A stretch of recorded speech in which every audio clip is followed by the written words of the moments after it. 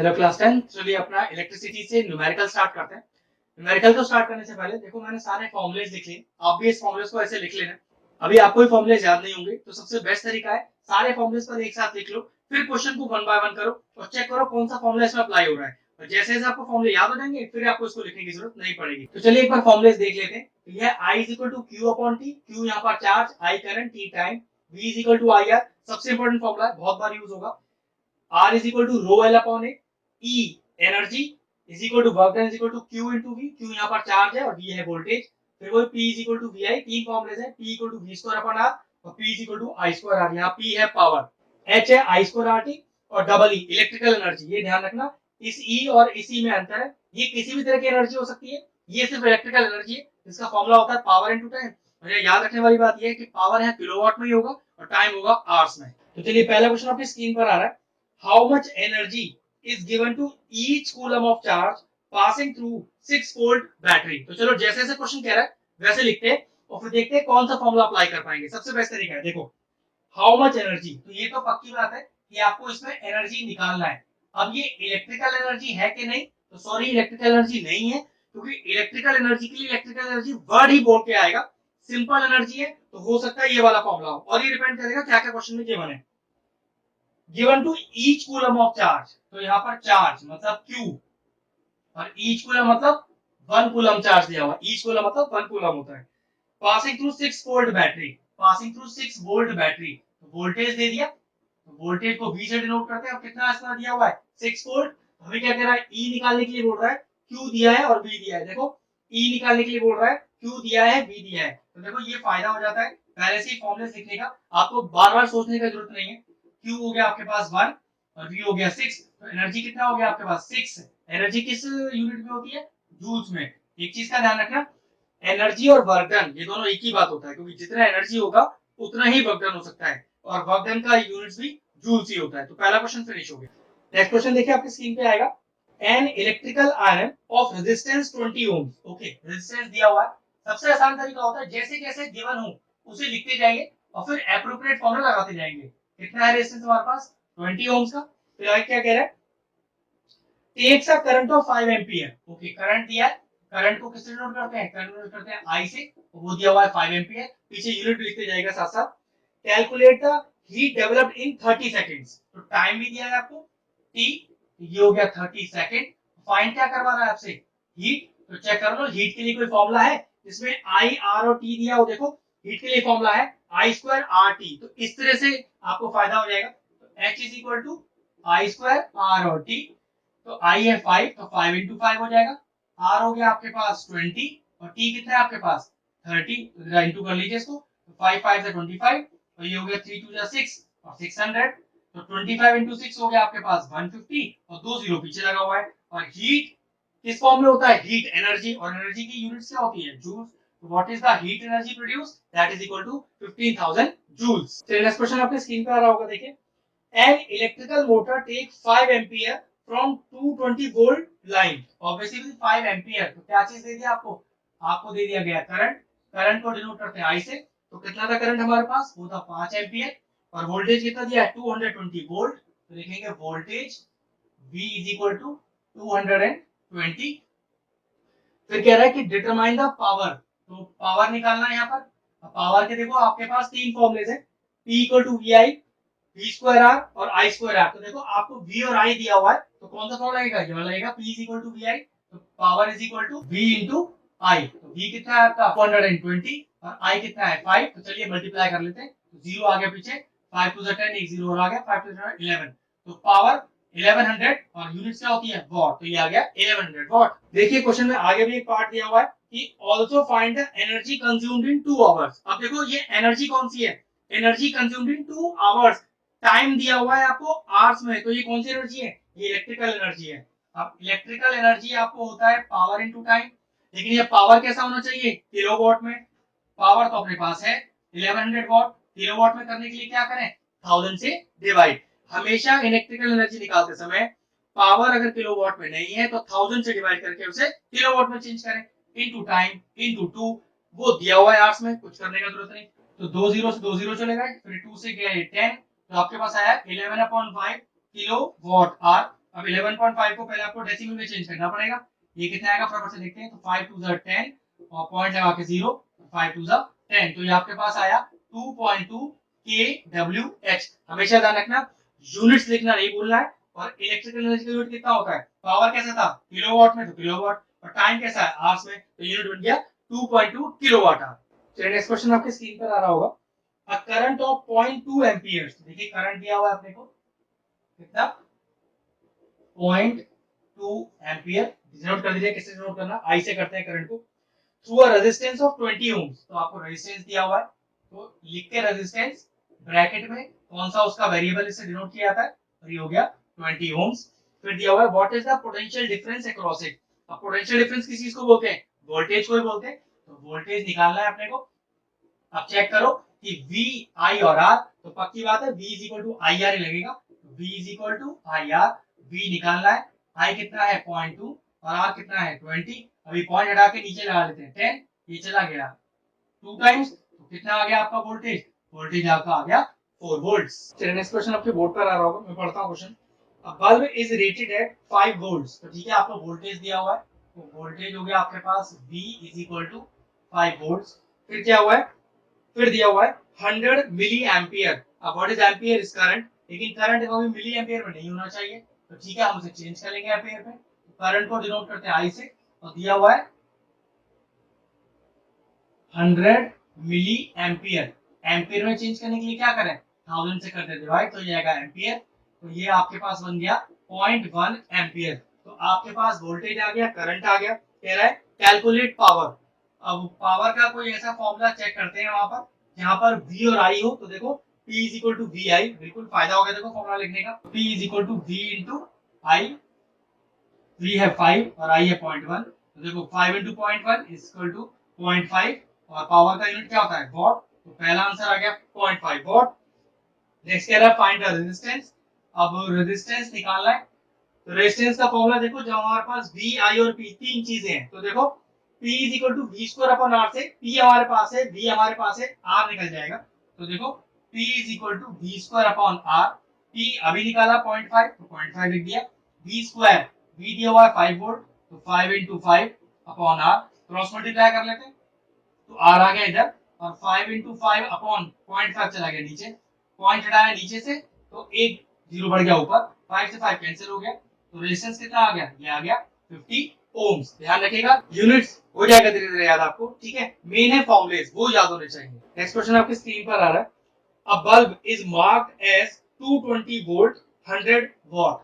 तो ध्यान से देखिएगा, वोल्टेज दिया है आपको 220 वोल्ट, ठीक है, और देखो साथ में दिया हुआ है 100 वॉट। वॉट क्या चीज होती है? वॉट होती है पावर, ठीक है। तो पावर दे दिया आपको 100 वॉट का, और आपको वोल्टेज दे दी 220 वोल्ट की। फिर कह रहा है what is the resistance of the filament of the bulb. तो रेजिस्टेंस निकालना, तो चेक करो V और R, V और P और R, तो देखो P V और R, देखो फॉर्मूला है अपने पास क्या? P is equal to V square upon R, R आ जाएगा यहाँ से। देखो P कितना दिया हुआ है? P है आपका 100, V स्क्वायर, तो ये हो गया 220 इंटू 220, दो बार आ गया, अपॉन R, क्रॉस मल्टीप्लाई करते हैं, R आ गया इधर, 100 आ गया नीचे, तो 220 इंटू 220 और अपॉन का 100, तो देखो 0 से 0 गया, 0 से 0 गया, तो यार 22 इंटू 22, तो ये कितना आता है? ये आता है 484। रेजिस्टेंस क्या होता है?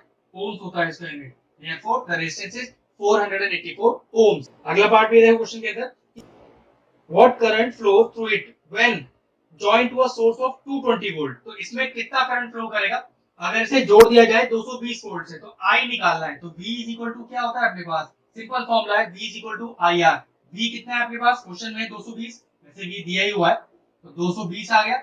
I वो अपने को निकालना है, और R देखो हमने अभी निकाला है 484। अब I निकालना है, तो 484 नीचे आएगा, तो 220 अपॉन 484 इज इक्वल टू आई। सिर्फ हम डिवाइड करना है 220 को 484 से, तो डिवाइड करके कितना आएगा? डिवाइड करके आएगा 0.45, और करंट का यूनिट क्या होता है? एम्पियर्स। चलिए नेक्स्ट क्वेश्चन आपके बोर्ड पे आ रहा होगा, एक अच्छा क्वेश्चन है। Resistance of a uniform wire of length 30 metre. Okay, आपको लेंथ दिया हुआ है, L दिया हुआ है 30 मीटर, ठीक है। आगे चलते हैं, फिर कह रहा है radius of 0.1 millimetre, radius R से डिनोट होता है 0.1 मिलीमीटर। चलिए आगे चलते हैं।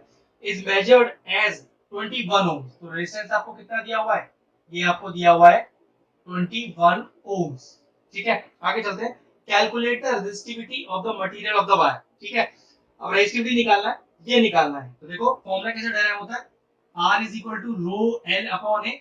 आपको ये रो निकालना है रेजिस्टिविटी, तो रेजिस्टिविटी को ये छोड़ दो, ये आ गया इधर और एल आ गया नीचे, तो फॉर्मूला हो गया R into A upon L is equal to resistivity. तो चेक कर लेते हैं कि अपने पास R, A और L है कि नहीं। रेजिस्टेंस की बात करें तो हाँ डायरेक्ट वैल्यू है। एल की बात करें तो देखो लेंथ दिया हुआ है, लेकिन दिक्कत है एरिया नहीं गिवन। लेकिन देखो चीज दिया है, रेडियस दिया हुआ है।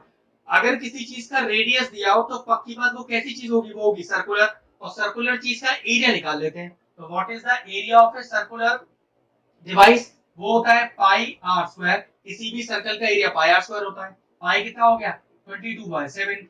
आर अपने को दिया है 0.1, लेकिन एक दिक्कत है 0.1 मिलीमीटर में है, हमें चाहिए मीटर में। तो क्या करें, मिलीमीटर से मीटर में आने के लिए 1000 डिवाइड कर देते हैं, क्योंकि आर स्क्वायर है तो 0.1/1000 दो बार आएगा। तो यहाँ से हमारे पास ए का वैल्यू आ गया area, that is equal to metre square. देखो एक चीज, इस ए को तो यहाँ यूज करना है, तो बाद में कैलकुलेशन करेंगे एक साथ। तो चलिए, rho is equal to resistance R, तो आर कितना है अपने पास, आर है 21 इंटू एरिया, एरिया ये रहा 22 into 0.1 into 0.1 upon 7 into 1000 into 1000 into length भी नीचे इंटू हो रहा है 30। तो ये पूरा सॉल्व करते हैं और देखिए रेजिस्टिविटी निकाल रहे हैं, तो आंसर होगा रो मीटर, इसका जो यूनिट्स होता है। तो चलिए कैंसिल आउट करते हैं।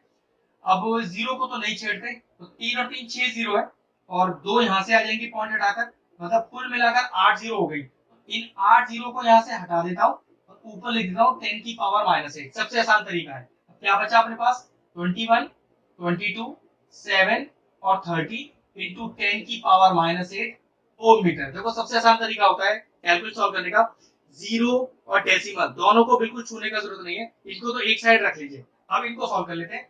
7 3 21, 3 10 30, ये आ गया 22/10। तो डॉट तो एक डेसिमल लग जाएगा, तो जाएगा 2.2 इंटू 10 की पावर -8 ओम मीटर। सबसे बेस्ट तरीका है ये कैलकुलेशन करने का। तो रेजिस्टिविटी आ गई 2.2 इंटू 10 की पावर -8 ओम मीटर। चलिए नेक्स्ट क्वेश्चन आपके स्क्रीन पर आ रहा होगा। An electrical bulb is connected to a 220 volt generator. 220 volt मतलब क्या दे दिया आपको, आपको वोल्टेज दे दिया, तो V से डिनोट करते हैं 220 वोल्ट। तो क्या कह रहा है, द करंट इज 0.5 एम्पियर, तो करंट भी दे दिया। करंट को किससे नोट करते हैं, आई से, वो आपको दिया है 0.5 एम्पियर। नेक्स्ट हमें क्या निकालना है कि what is the power.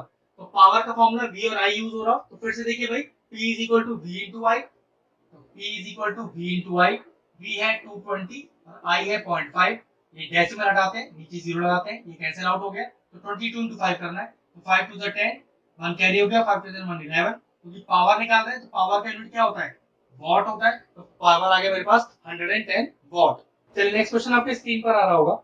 An electrical generator rated 400 what. 400 what, what किसका यूनिट होता है, पावर का। आपको पावर दे दिया 400 वॉट। आगे चलते हैं। Operated for 8 hours per day. ठीक है, तो टाइम कितना दिया हुआ है आपको, टाइम आपको दिया हुआ है 8 आवर्स। ठीक है, what is the cost of the energy to operate it for 30 days. अब कॉस्ट ऑफ द एनर्जी का मतलब होता है इलेक्ट्रिकल एनर्जी, और इलेक्ट्रिकल एनर्जी कंडीशन क्या होती है कि वो जो पावर होता है वो होता है किलोवाट में। फॉर्मूला क्या होता है इलेक्ट्रिकल एनर्जी का, पावर इनटू टाइम। तो चलिए भैया लगाते हैं। तो double E is equal to P into T. तो पावर कितना है 400, लेकिन वो वॉट में दिया हुआ है, तो किलोवाट में करने के लिए 1000 डिवाइड कर दिया। टाइम कितना 8, ये आवर्स में दिया हुआ है, बहुत बढ़िया। तो ये देखिए कैंसिल आउट हो गया, तो ये कितना हो गया 8 4 32 अपॉन 10 kWh। अभी सॉल्व नहीं कर रहे क्योंकि देखो अभी तो हमने डबल ही निकाला है एक दिन का, और देखो कितने दिन के लिए ऑपरेट हो रहा है, it is operated for 30 days. तो इलेक्ट्रिकल एनर्जी अगर एक दिन में इतनी कंज्यूम हो रही है तो 30 डेज में कितनी होगी, तो लिखेंगे electrical energy consumed in 30 days. तो पक्की बात है, अगर एक दिन में 32/10 हो रही थी तो 30 दिन में ज्यादा होगी, तो 30 से मल्टीप्लाई कर देते हैं। 3 2 6 और 3 3 9, तो 96 kWh एनर्जी आपकी यूज हो जाएगी।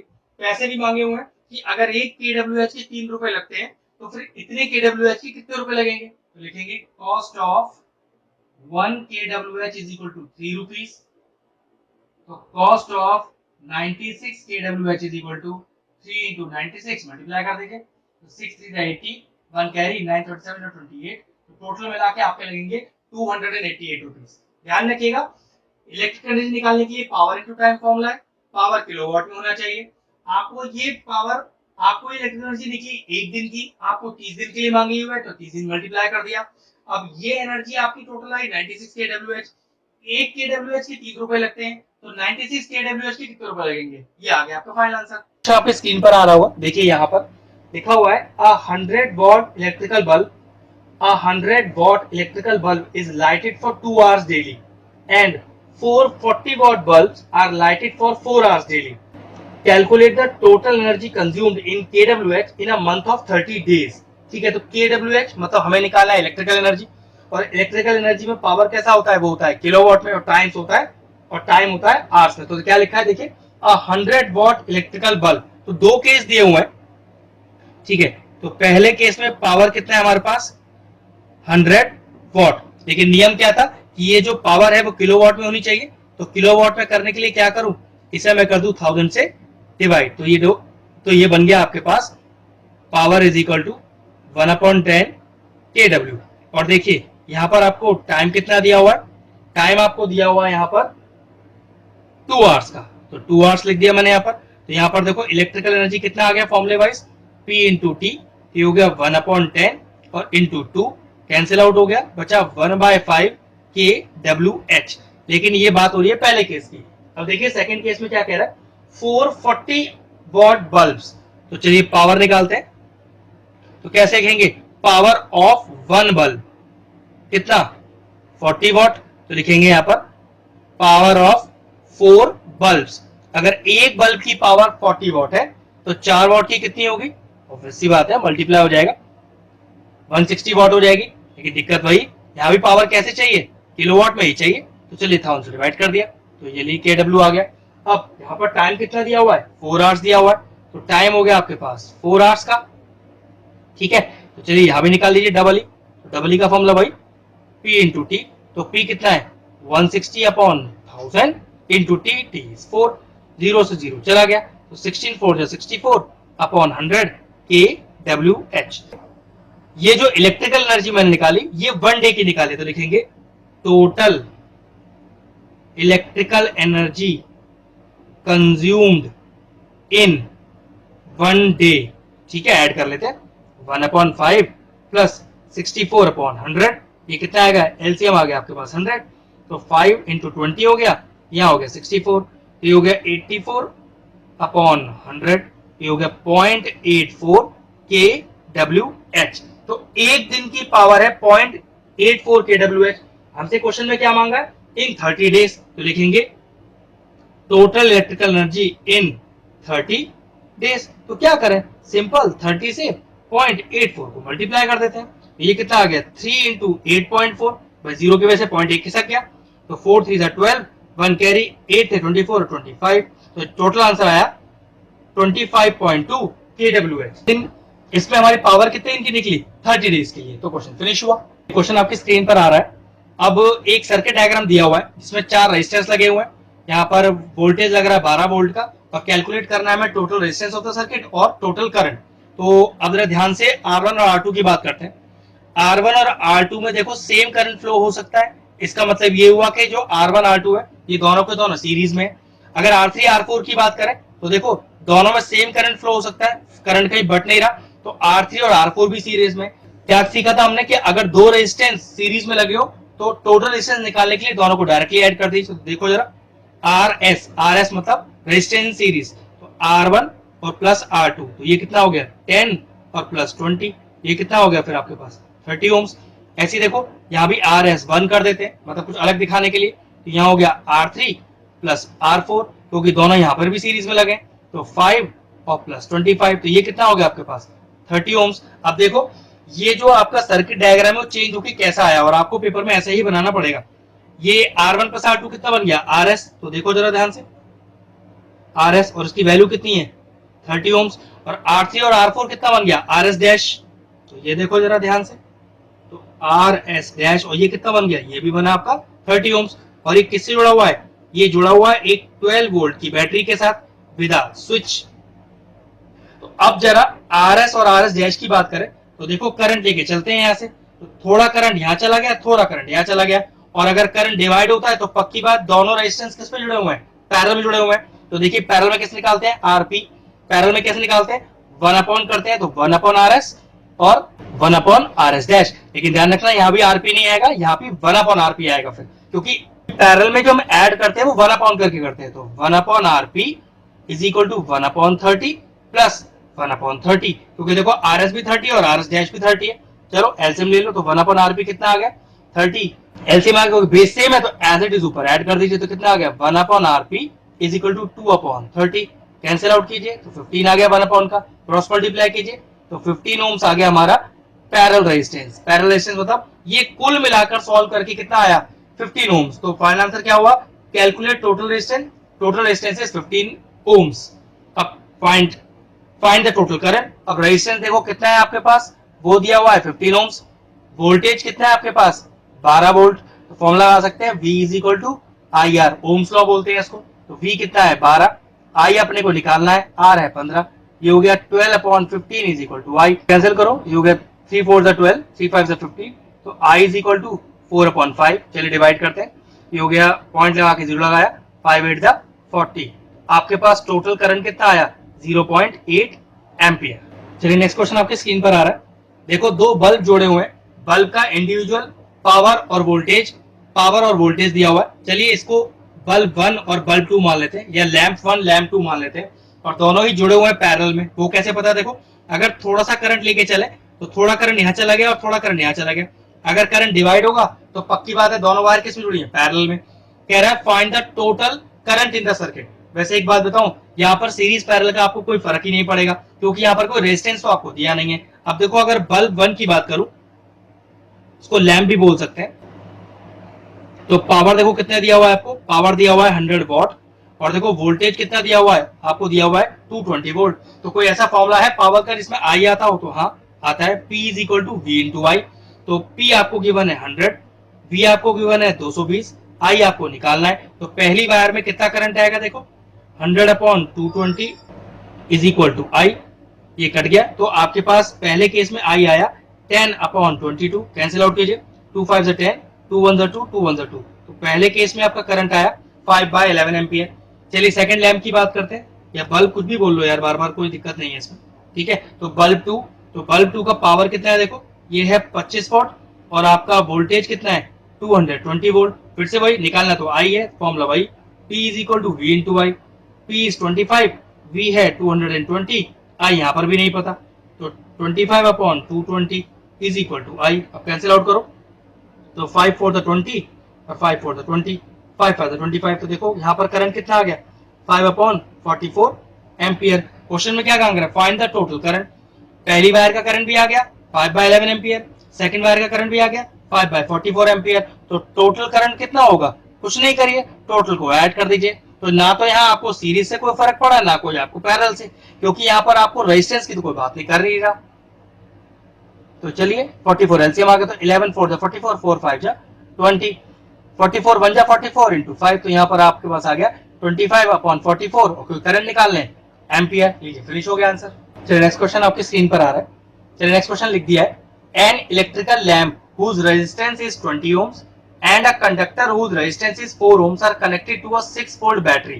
ओके, मतलब एक फिगर बनाते हैं, एक लैम्प जुड़ा हुआ है, ये लीजिए एक लैम्प है हमारे पास, और एक कंडक्टर जिसका रेजिस्टेंस दिया हुआ है, ठीक है। अब दोनों का अलग अलग रेजिस्टेंस है। लैम्प की बात करें तो उसका रेजिस्टेंस है 20 ओम्स का, और अगर कंडक्टर की बात करें तो उसका रेजिस्टेंस है 4 ओम्स का। मान लीजिए ये R1 हो गया और ये R2 हो गया, R connected to a 6 volt battery.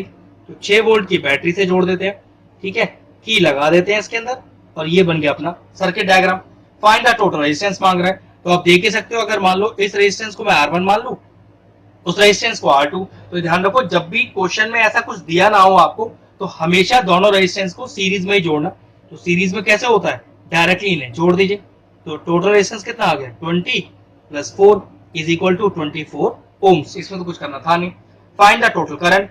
अब देखो आपके पूरे सर्किट का टोटल रेजिस्टेंस आ गया, और आपको टोटल वोल्टेज कितना दिया हुआ है, ये टोटल वोल्टेज दिया हुआ है आपको, देखो 6 वोल्ट। तो क्या निकालना है, फाइंड करंट। तो फॉर्मूला वही, Ohm's law, V is equal to I R.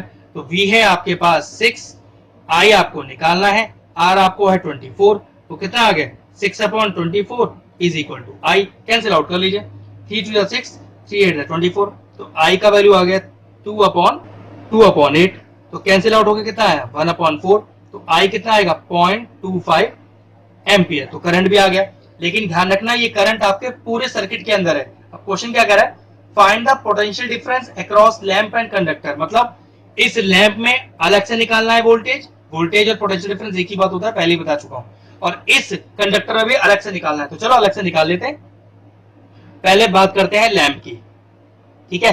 तो लैंप का देखो रेजिस्टेंस कितना है, लैंप का रेजिस्टेंस है 20 ओम्स का, और लैंप में करंट कितना जा रहा है भाई, जो करंट लैंप में जा रहा है वही कंडक्टर में जा रहा है, देखो क्योंकि सीरीज में जुड़े हुए हैं ना, तो सीरीज में करंट सेम होता है। वो करंट हमने भी कितना निकाला, that is equal to 1/4 ampere. जब कैलकुलेशन करेंगे तो 1/4 की तरह यूज कर ले। तो हमें निकालना क्या है पोटेंशियल डिफरेंस, तो फॉर्मूला वही है, V is equal to I R, तो आई आर 1, तो V कितना वो हमें निकालना है, पोटेंशियल डिफरेंस ही V होता है, I कितना 1/4, R1 20, कैंसिल आउट हो गया। तो पहले लैंप में कितना आया पोटेंशियल डिफरेंस, वो आया 5 वोल्ट। चलिए अब बात करते हैं कंडक्टर की, बिल्कुल सेम इसी तरह से निकालना है इसको भी। कंडक्टर का रेजिस्टेंस कितना है वो दिया हुआ है पहले से ही 4 ओम्स, और मैं कहूं इसमें करंट कितना है, तो करंट तो वही है जो हमने पहले निकाला है, क्योंकि सीरीज में करंट सेम होता है। तो करंट हो गया आपका 1/4 एम्पियर। तो यहां से voltage V is equal to फिर से वही आई आर 2 कर दो इस बार, तो I हो गया 1/4, R है 4, कैंसिल आउट हो गया। तो कितना आ गया वोल्टेज आपके पास, यहाँ पर आ गया 1 वोल्ट। तो पोटेंशियल डिफरेंस बोलो या वोल्टेज बोलो एक ही बात होता है। तो पहले केस का वोल्टेज आया 5 वोल्ट और दूसरे केस में आया 1 वोल्ट।